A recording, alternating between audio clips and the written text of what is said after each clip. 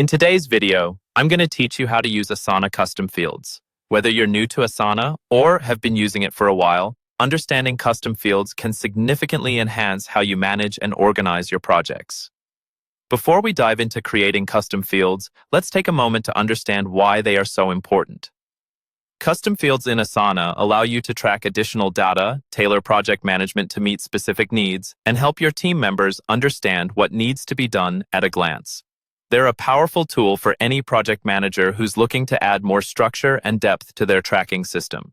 To get started, navigate to your Asana project where you wish to implement custom fields.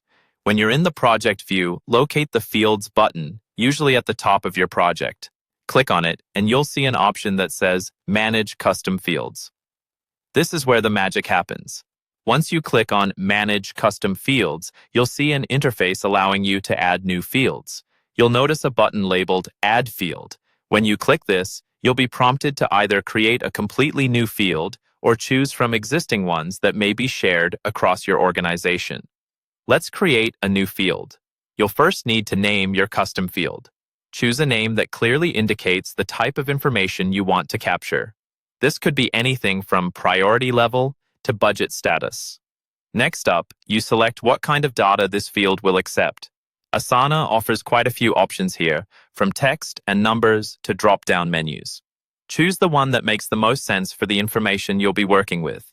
After naming and determining the type of data, you'll have the option to add more details if needed.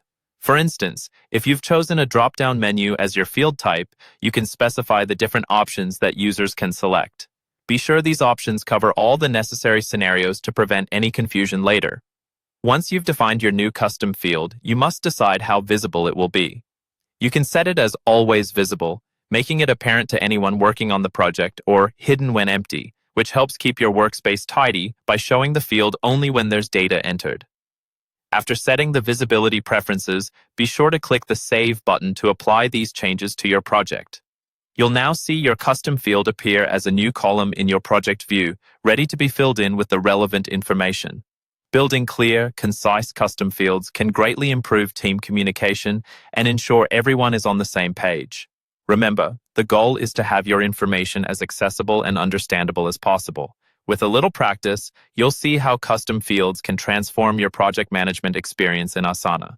And that's all for today's guide on using custom fields in Asana.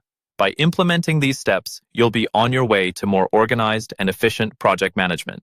Thanks for tuning in, and happy organizing.